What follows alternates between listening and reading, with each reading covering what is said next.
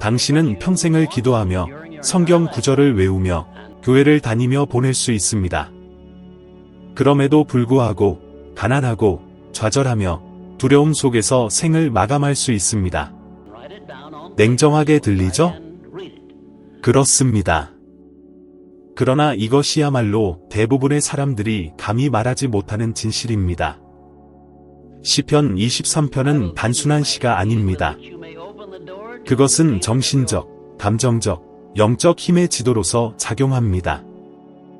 그리고 오늘 나 나폴레온 힐은 당신에게 이 고대의 문장이 어떻게 올바르게 이해될 때 당신의 마음과 재정, 선택들, 그리고 당신의 유산을 변화시키는 결정적인 코드가 될 수 있는지를 보여드리겠습니다. 그러니 지금 내가 묻겠습니다. 당신은 그저 말을 반복하는 것을 멈추고 이제 그 말들의 힘을 살아내기 시작할 준비가 되었습니까? 여호와는 나의 목자시니 내게 부족함이 없으리로다. 이 말을 몇 번이나 들어본 적이 있습니까? 아마 기계적으로, 아마 희망을 품고 혹은 절망에 빠져서 수없이 되뇌었겠지요? 하지만 지금은 잠시 멈추고 내 말을 들어보십시오. 내가 부족함이 없으리로다 라고 말할 때 그것은 단순한 구절을 외우는 것이 아닙니다. 그것은 정신적 상태에 진입하는 것이고 깊은 재프로그래밍의 공식이며 오래된 강력한 코드에 접근하는 것입니다. 이 코드는 과거의 왕들, 지혜자들, 그리고 진정한 불을 별표 내면으로부터 시작되는 것 별표로 이해한 모든 사람들에게 알려져 왔습니다. 수십 년 동안 나는 세계에서 가장 성공한 사람들을 인터뷰하고 연구해왔습니다. 그들은 단순히 보유했던 것이 아니라 확신에 찬 사람들이었습니다. 주머니 속의 돈 때문이 아니라 마음 속의 확신 때문이었습니다. 예외 없이 그들 모두는 별표 믿음이 실천적인 힘 별표이라고 믿고 있었고 그것은 단지 종교적 추상 개념이 아니었습니다. 나는 처음으로 시편 23편을 이런 관점으로 읽었을 때 그것이 단순한 기도가 아님을 깨달았습니다. 그것은 별표 변화의 메커니즘 별표이였습니다. 시인이 처음에 이렇게 말합니다. 여호와는 나의 목자시니 이것은 정체성입니다. 누가 통제하고 누가 인도하며 누가 공급하는지를 아는 것입니다. 그리고 바로 이어지는 결과는 다음과 같습니다. 내게 부족함이 없으리로다. 그는 아마도 괜찮을 것이다 혹은 언젠간 가질 수 있을지도 몰라 라고 말하지 않습니다. 그는 감정적 확신과 영적, 정신적 정렬을 바탕으로 확언합니다. 내게는 별표 부족함이 없다 별표고 그리고 이것이 바로 내가 별표 잠재의식 속 지배적 확신 별표이라 부른 것입니다. 당신은 이것이 멋지지만 멀게 느껴질지도 모릅니다. 아마 당신의 현실은 부족함, 연체된 고지서, 비어있는 냉장고, 불안한 생각들로 가득할 수도 있습니다. 하지만 지금부터 내가 말하는 것을 잘 들어보십시오. 별표 진짜 변화를 이끄는 믿음은 보이기 전까지 기다리는 믿음이 아니라 보이지 않아도 믿기를 선택하는 믿음입니다. 별표 당신은 이 구절을 1000번도 넘게 반복할 수 있습니다. 하지만 마음 깊숙이 두려움, 의심, 결핍에 여전히 매달려 있다면 아무것도 바뀌지 않을 것입니다. 별표 현실이 바뀌기 전에 마음이 먼저 감정적으로 설득되어야 합니다. 별표 이것이 바로 꿈꾸는 자와 실현하는 자를 나누는 핵심입니다. 당신은 얼마나 자주 돈이 부족해, 너무 힘들어, 인생이 도와주질 않아 라고 말합니까? 그런 말을 할 때마다 당신의 뇌는 그것이 사실이라고 믿게 됩니다. 당신은 별표 결핍을 만드는 믿음 별표를 키우고 있는 것입니다. 이제 상상해보세요. 매일 아침 거울 앞에 서서 비록 배는 고프고 빚은 쌓이고 있을지라도 이렇게 말하는 것입니다. 별표 내게 부족함이 없으리로다. 별표 간청하듯이가 아니라 별표 별표 선포하듯이 별표 별표. 이 선언이 감정을 담아 반복되고 인내와 믿음으로 쌓일 때 그것은 당신의 마음속 가장 깊은 층을 관통하게 됩니다. 그리고 그 순간 당신의 에너지 진동이 바뀌기 시작합니다. 예, 당신은 주파수를 발산합니다. 그리고 당신이 방출하는 그 에너지를 당신은 별표 별표 끌어당깁니다. 별표 별표.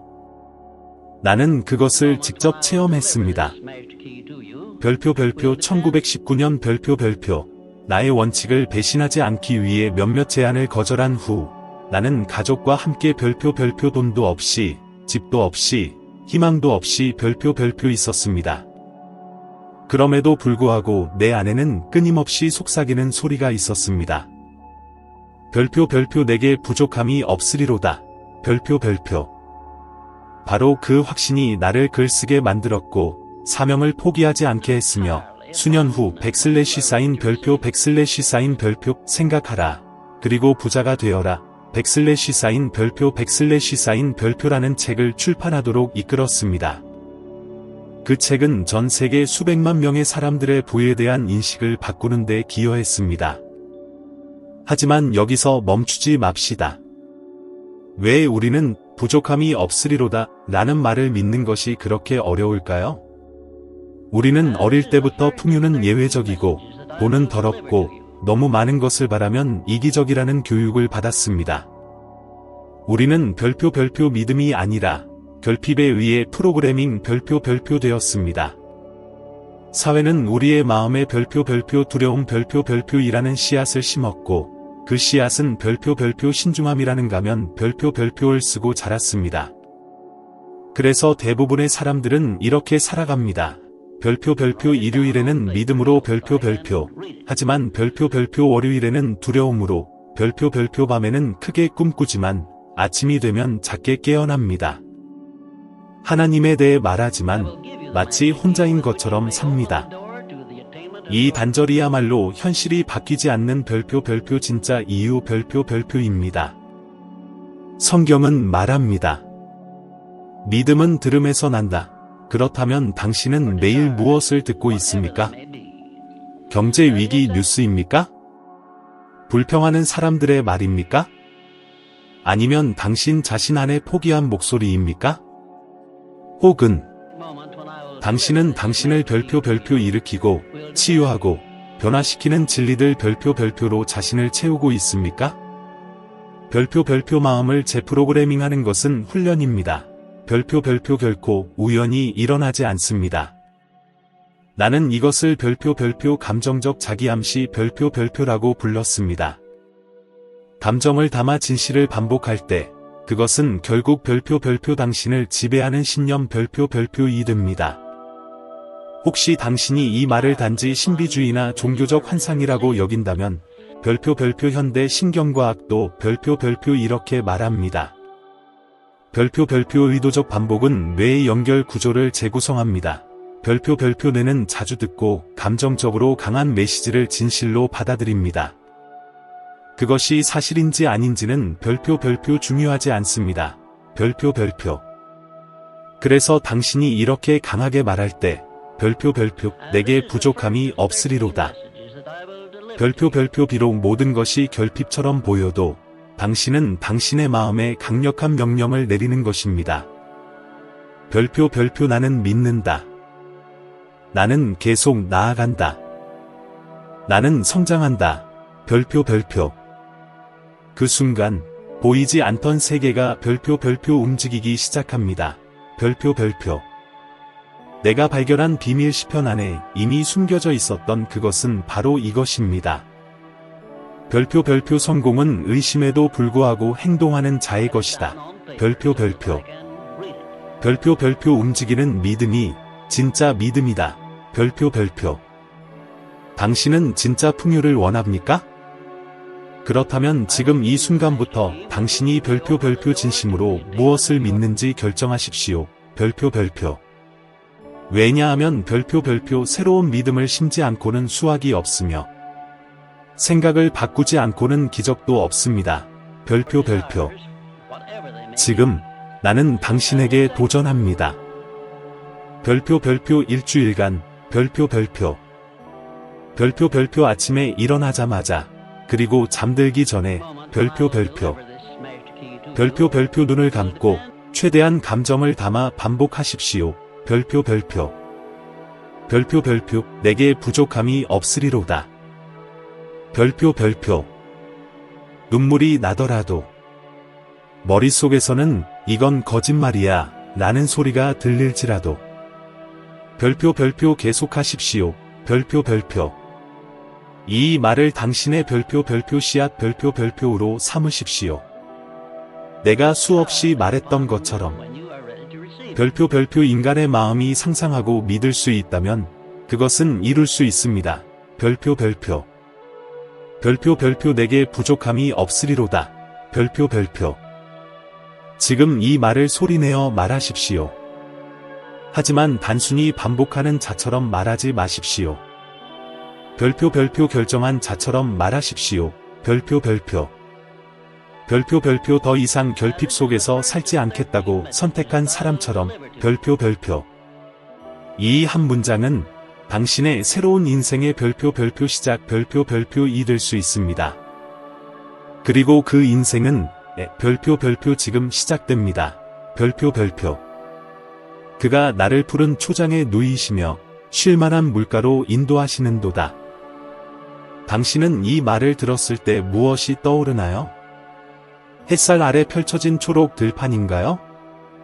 결코 도달할 수 없을 것 같은 평온함인가요? 아니면 단순히 아름다운 한 구절일 뿐인가요? 많은 사람들이 놓치는 사실은 이처럼 잘 알려진 문장 속에 진정한 번영의 가장 강력한 비밀 중 하나가 숨겨져 있다는 것입니다. 그것은 바로 내면의 안식입니다. 그러나 오해하지 마세요.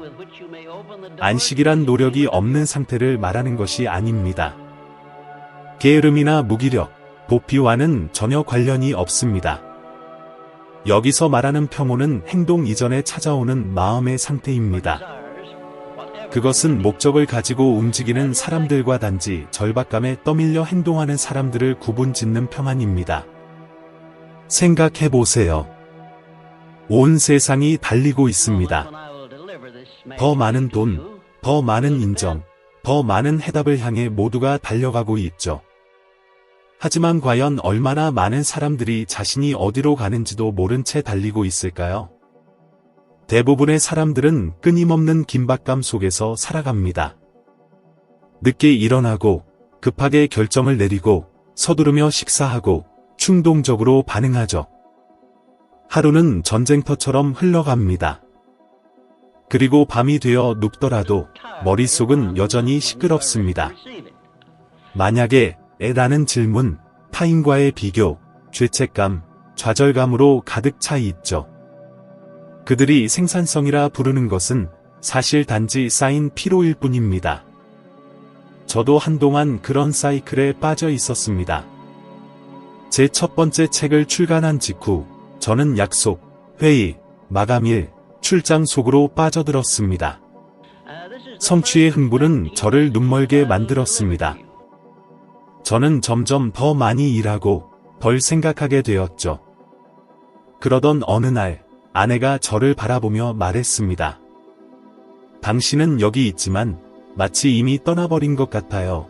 그 말은 마치 한 방의 충격처럼 다가왔습니다. 저는 제 마음이 속도에 의해 납치당했다는 사실을 깨달았습니다. 더 나쁜 건 저는 많이 만들어내고 있었지만 창조하고 있지는 않았다는 것입니다. 그 순간 저는 시편의 말씀이 실제로 어떤 의미인지 깨닫게 되었습니다. 풍요로 가는 길은 불안이 아니라 방향 속에 있습니다. 시편 기자는 이렇게 말합니다. 그분은 나를 푸른 풀밭에 눕게 하시며 이것은 우연이 아닙니다. 이것은 영적인 메시지입니다. 억지로 눕게 되는 것이 아니라 인도받아 멈추는 것입니다. 더 이상 할 일이 없어서가 아니라 더 중요한 것이 있기 때문입니다. 그것은 정렬입니다. 전략적인 멈춤이죠. 가장 비옥한 땅조차도 다시 꽃피기 위해서는 안식이 필요합니다. 수년간 역사적 위인들을 연구하며 깨달은 것은 가장 생산적인 사람들은 결코 가장 바쁜 사람들이 아니었습니다. 오히려 가장 침착한 이들이었죠. 그들은 언제 속도를 내야 하는지 알았고 무엇보다도 언제 멈춰야 하는지 알고 있었습니다. 그들의 모든 바탕은 명확함이었습니다. 그들 중 한 명이 제게 했던 말을 저는 잊을 수 없습니다. 나는 피곤할 때는 어떤 중요한 결정도 내리지 않아요. 그 말은 제 사고방식을 완전히 바꾸어 놓았습니다. 당신도 눈치챈 적 있나요? 위대한 일을 이뤄내는 사람들은 대부분 조용한 사람들입니다. 말은 적지만 정확합니다. 천천히 걷지만 방향이 있습니다. 즉흥적으로 반응하지 않고 의도적으로 행동을 선택하죠. 이런 행동은 오직 영혼이 평안할 때 가능합니다. 그런데 왜 대부분은 이렇게 살지 못할까요? 우리는 바쁘게 지내는 것이 곧 중요한 사람이라는 믿음을 배우며 자랐기 때문입니다. 일정이 꽉 찰수록 더 가치 있는 사람이라고 믿게 되었습니다. 하지만 그것은 함정입니다. 바쁨은 결코 생산성을 의미하지 않습니다. 움직임은 진보가 아닙니다. 그래서 시편은 이렇게 이어집니다. 그분은 나를 잔잔한 물가로 인도하신다. 이 장면의 섬세함을 느껴보세요. 달리는 것도 소리치는 것도 강제적인 것도 아닙니다. 부드럽게 인도하십니다. 이 대조가 느껴지시나요? 세상은 밀어붙이고 창조주는 인도하십니다.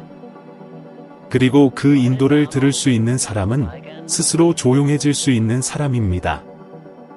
지금까지 너무 시끄러워서 잃어버린 기회가 몇 번이나 있었나요?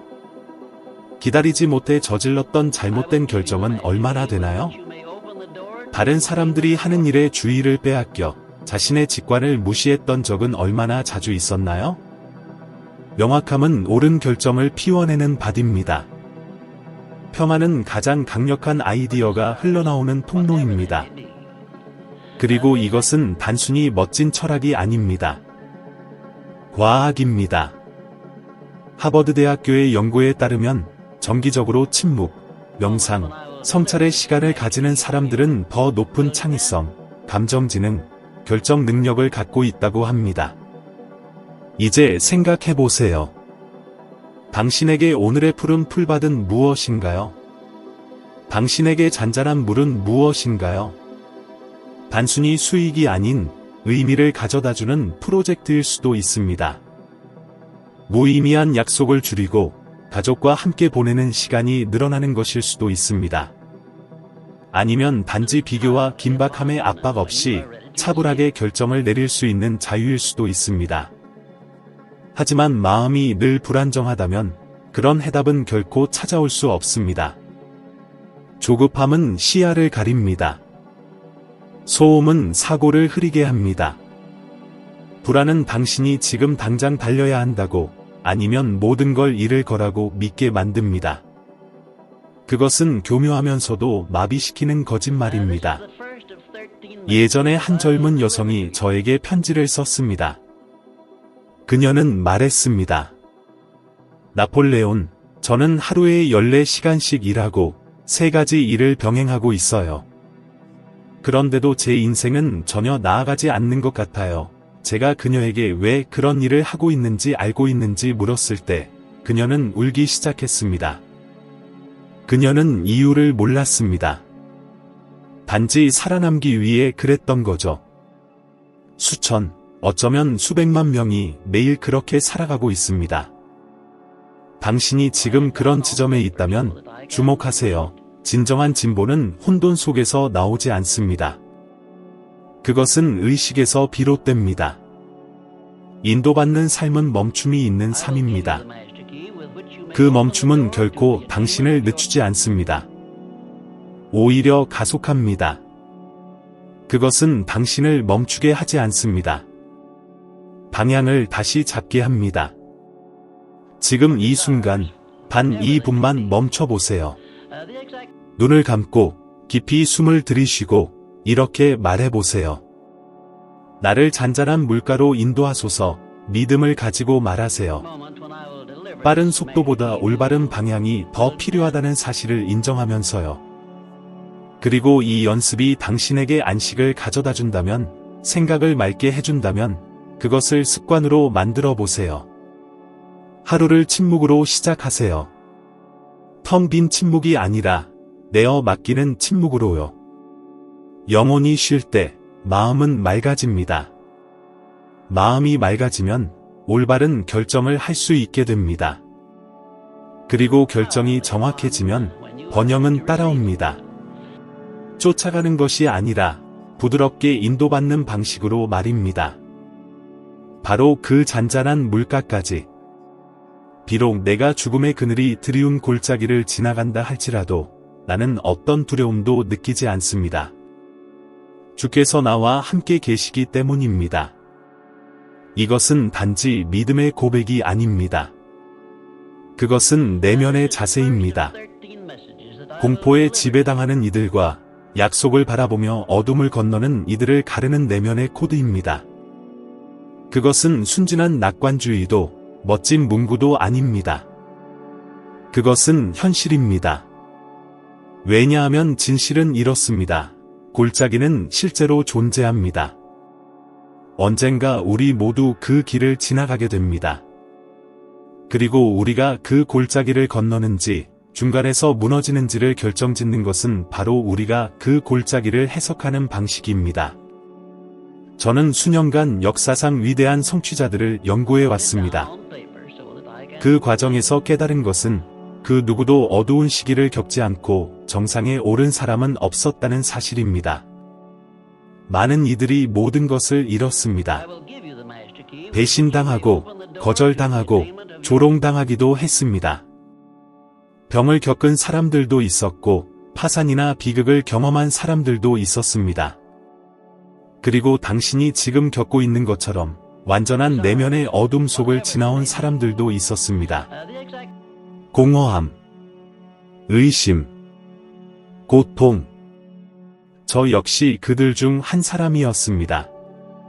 한때 저는 연이은 거절과 가장 유망했던 프로젝트 중 하나가 무너진 후 침대 옆에 앉아 한 남자로서, 아버지로서, 남편으로서, 작가로서 실패했다고 느끼며 주저앉았습니다. 출구가 보이지 않았습니다. 제 안의 모든 것이 포기하라고 소리쳤습니다. 하지만 그 차가운 침묵 속에서 한 문장이 마치 강력한 속삭임처럼 제 마음에 울려 퍼졌습니다. 나는 골짜기에서도 계속 나아간다. 그 말은 스스로를 설득하려고 한 것이 아니었습니다. 그것은 결정을 내려야 했기 때문이었습니다. 용기란 두려움이 없는 상태가 아니라 두려움 속에서도 행동하는 것입니다.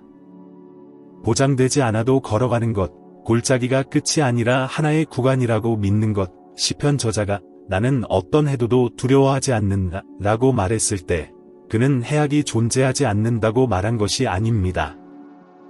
그는 두려워하지 않기로 선택한 것입니다. 그것이 모든 것을 바꿉니다. 왜냐하면 두려움은 항상 존재하기 때문입니다. 그러나 두려움과 맞서기로 결심하는 사람은 극히 소수만이 아는 힘을 깨웁니다. 그것이 바로 움직이는 믿음입니다. 그 믿음을 저는 헨리 포드에게서 보았습니다. 그는 자동차 회사를 세우기 전 5번 이상 실패했습니다. 저는 그 믿음을 토머스 에디슨에게서도 보았습니다. 그는 전구를 발명하기 전 1000번 이상 실패했습니다. 월트 디즈니 역시 수십 번 거절당한 뒤에도 포기하지 않았습니다. 그들 모두에게 골짜기가 있었습니다. 그러나 그곳에는 확신도 있었습니다. 어떤 존재도 함께 있었습니다.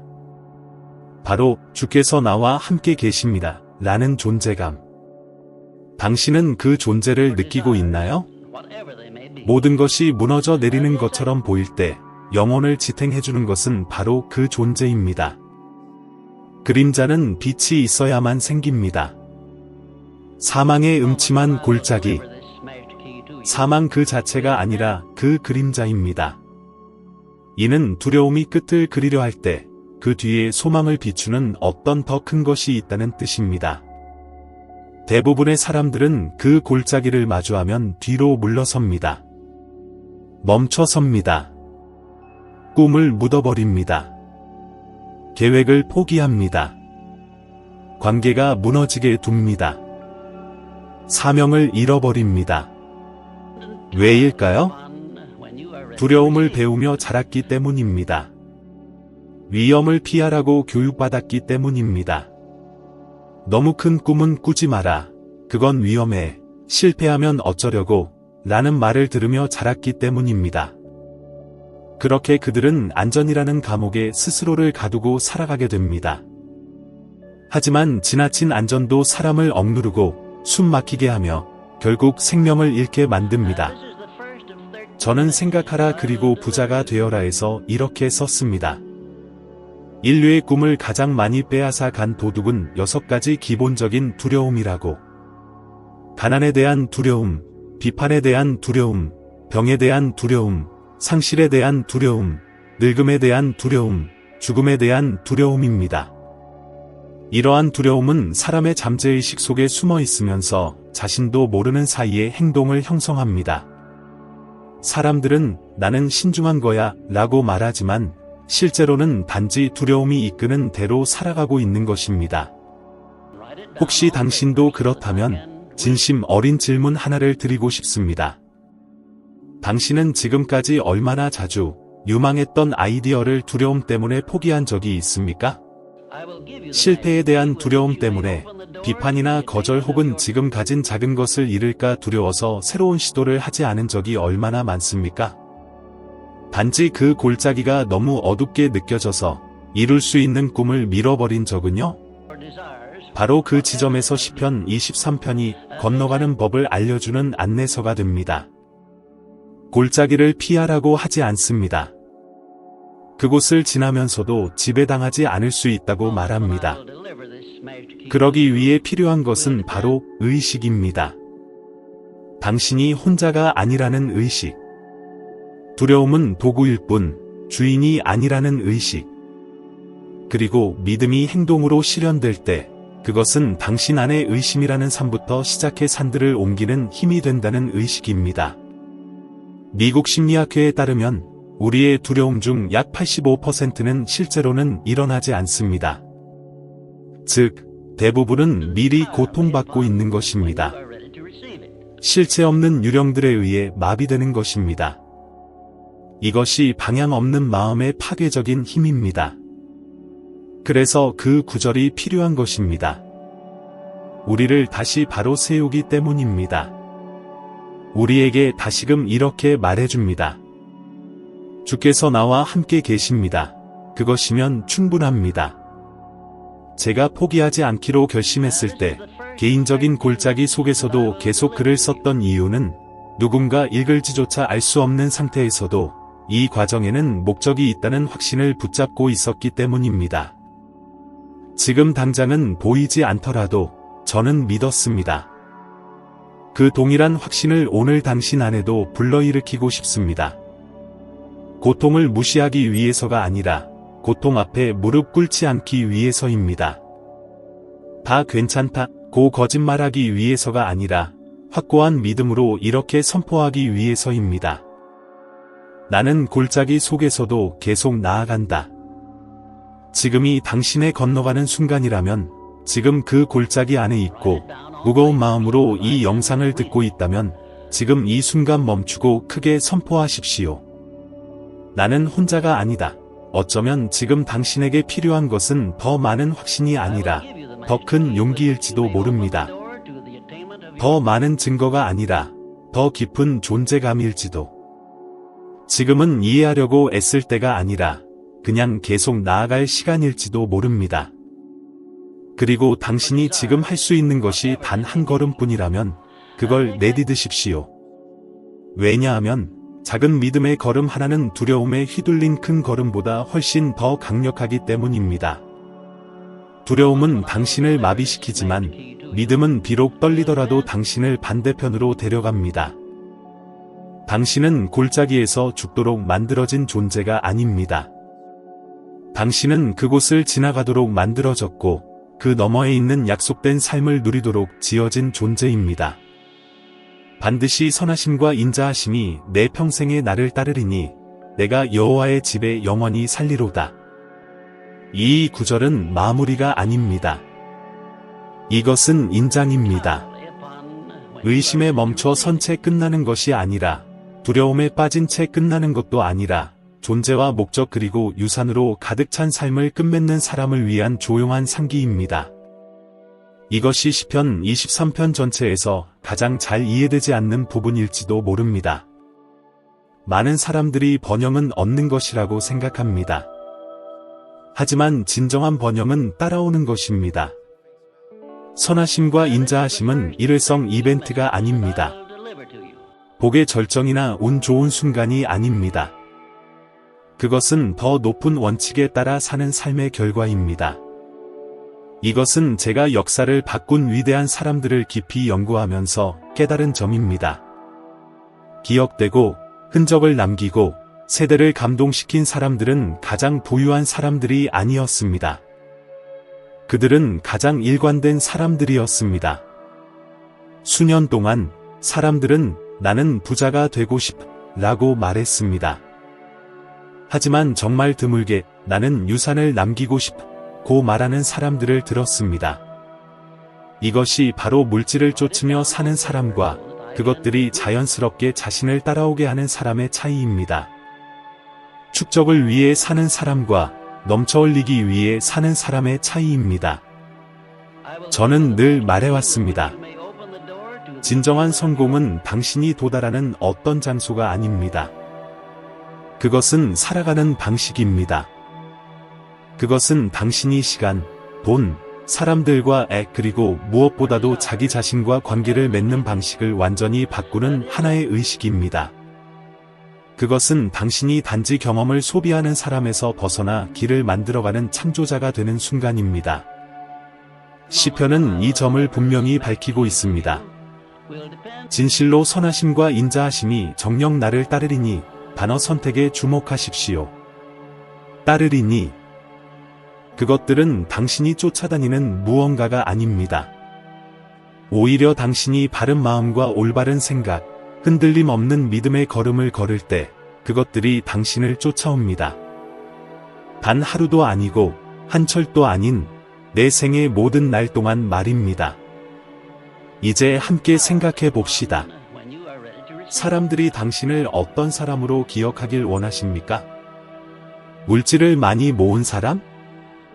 계산만 잘하는 사람? 아니면 자신이 지나간 곳마다 선함과 지혜, 존재감을 남긴 사람입니까?